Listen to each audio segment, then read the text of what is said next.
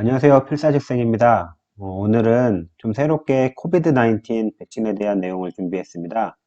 지금 전 세계적으로 문제가 되고 있는 코비드-19 문제가 해결되기 위해서는 결국 백신이 나와줘야 될 것 같은데요.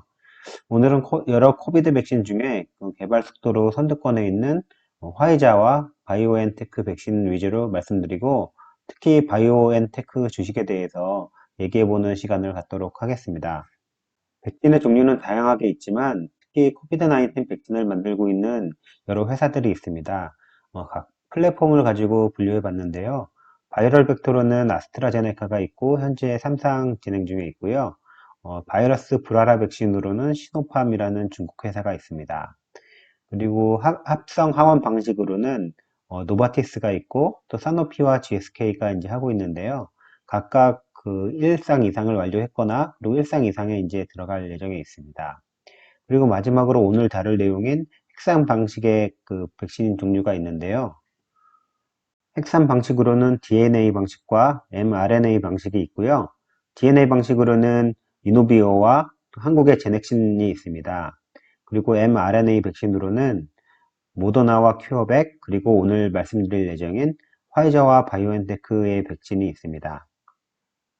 먼저 바이러스의 감염 원리를 보면 바이러스에 노출이 되면 바이러스가 세포 속으로 들어가서 복제를 하고 새로운 바이러스를 방출하고 그리고 다시 새로운 세포로 퍼지면서 전염이 되는데요. 특히 코비드-19의 전염력은 매우 높다고 알려져 있습니다. 백신에 대해서 알아보려면 일단 용어들을 알아야 하는데요. 쉽게 설명해 보자면 바이러스가 들어오면 B세포는 항체를 대량으로 생산하게 되는데요. 항체 중에는 실제로 바이러스를 무력화할 수 있는 중화항체라고 있습니다. 이 중화항체는 코로나19 바이러스의 돌기처럼 돋아있는 스파이크 단백질에 딱 달라붙어 바이러스를 제압합니다.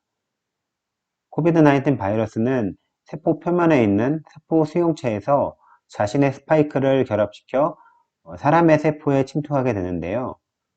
바이러스가 인체의 세포에 들어오려고 할 때 중화항체가 거기에 달라붙어서 바이러스를 무용하게 만드는 역할을 합니다. 한편 T세포는 좀 더 복합적인 일을 하는데요. T세포는 크게 헬퍼와 킬러로 나누어집니다. 헬퍼 T세포는 사이토카인이라는 화학물질을 방출하게 해서 면역대를 활성화시키고, 킬러 T세포, 즉 이펙트 T세포는 이미 바이러스에 감염된 세포를 죽이는 역할을 합니다.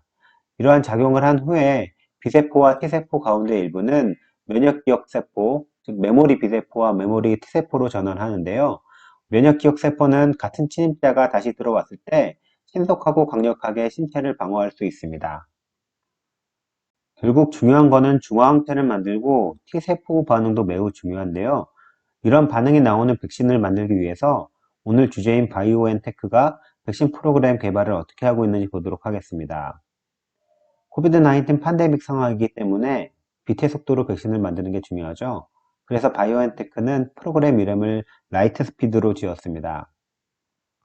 올해 1월부터 시작해서 후보 물질들을 선택하고 동물 실험 등을 하고 콜라보레이션 파트너를 선정한 후에 미국, 유럽에서 1상과 2상을 시작했습니다. 7월에는 예비 데이터가 나오고 그리고 7월 27일에 2상과 3상을 동시에 3만 명 대상으로 시작하였습니다. 계획은 올 4분기 10월 중 긴급 승인을 위해 파일링할 예정에 있습니다. 그럼 바이오엔테크의 신약 후보 물질부터 봐야겠죠? 바이오엔테크는 4가지의 후보 물질이 있습니다. 그 중에 162B1과 162B2를 선택해 미국 FDA의 패스트 트랙 지정을 받았는데요. 모두 mRNA 방식의 백신이지만 타겟을 RBD, 리셉터 바인딩 도메인으로 할 거냐 아니면 풀 스파이크 도메인으로 할 거냐에 따라서 162B1과 B2로 나누어집니다. 그럼 여기서 mRNA 방식이 궁금할 텐데요.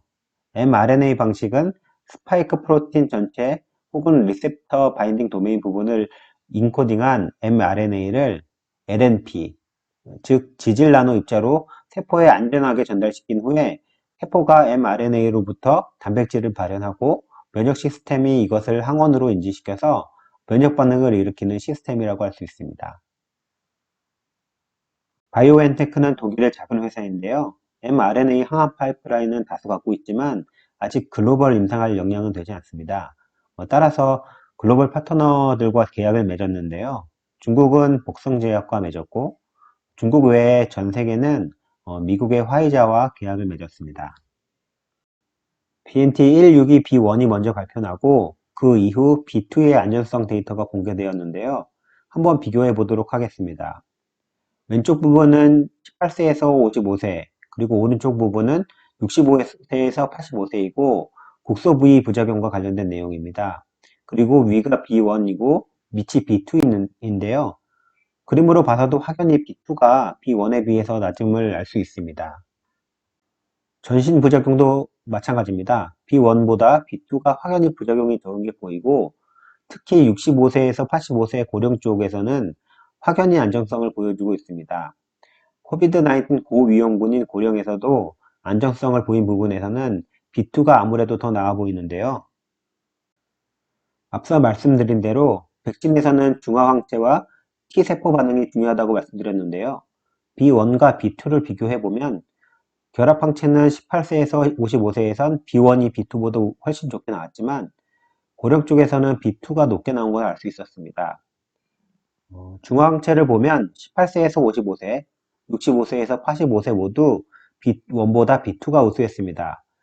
앞장에서 비교한 대로 세이프티 데이터도 B2가 좋게 나온 데다 중화항체 역시 B2가 우세하게 나와서 최종 2, 3상에서는 바이오엔테크는 BNT162 B2로 결정하였습니다.